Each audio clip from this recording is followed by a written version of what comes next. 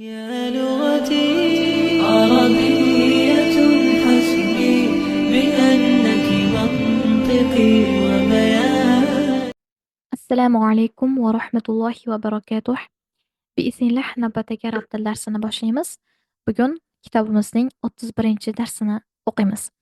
Bu darsimizda bizga berilayotgan ma'lumot sifat haqida bo'ladi. Aslida sifat bilan birinchi kitobda tanishib bo'lganmiz. Uni arabcha nomi na'at edi. Ya'ni sifatning arabcha nomi na'at. Sifatlanmish esa man'ut deb nomlanar edi. Va bularni yana bir nomi bor. Ya'ni na'atni yana bir nomi bu vasf. Gapda tahlil qilgan vaqtda bu na'at demasdan bu vasf desak ham bo'ladi. Man'utni nomi esa mavsuf bo'ladi. Ma'nolar bir xil. Ya'ni mavsuf sifatlanmish degani, vasf sifat degani. Faqatgina na'at o'rniga vasfni, man'ut o'rniga mavsufni ishlatsak bo'ladi. Nomlari demak mana shunday sinonim bo'lar ekan. 31 darsimizning kichkinagina matni bor. Mana shuni o'qib tarjima qilamiz.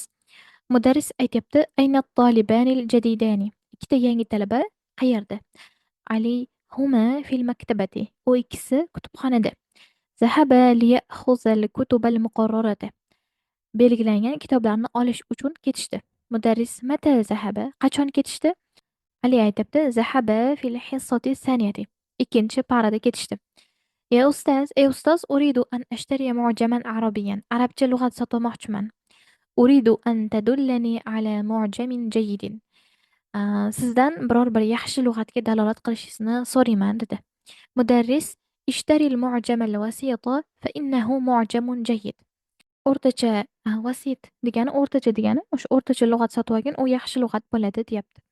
Ahmad al yawma yantahi al juz'u sani. Ikkinchi juz bugun tugaydi. Ya'ni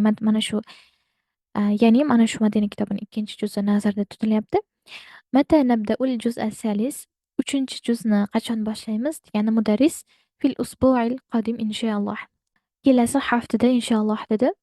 Naqra'ul yawma safhatayni al-akhiratayn min al-juz'i sani. Bugun ikkinchi juzning oxirgi ikki sahifasini o'qiymiz dedi.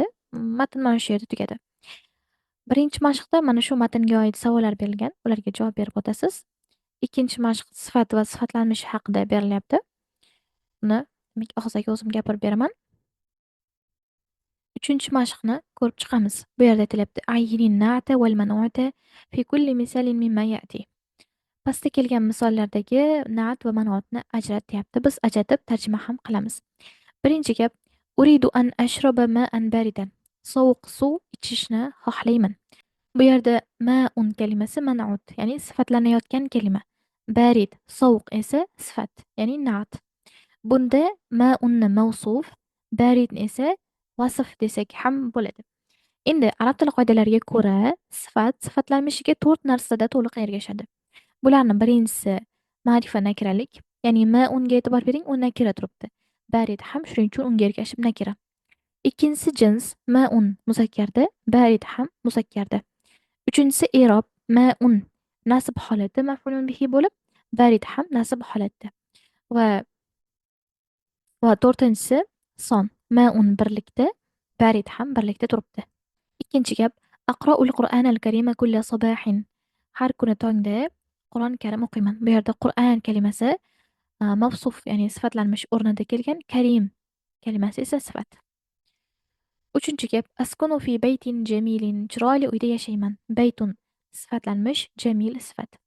To'rtinchi gap: la taktuba bil qalamil ahmar. Qizil qalam bilan yozmanglar deb aytilyapti. Qalam kalimasi man'ut, ya'ni sifatlanmish, ahmar esa sifat. Beshinchi gap: fi hayyina masjidun kabir.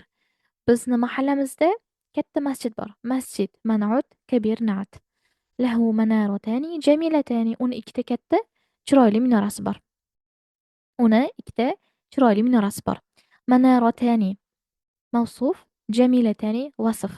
Va mana bu yerda e'tibor bersak, manaratani ikkilikda kelgani uchun sifati ham unga ergashib ikkilikda keldi.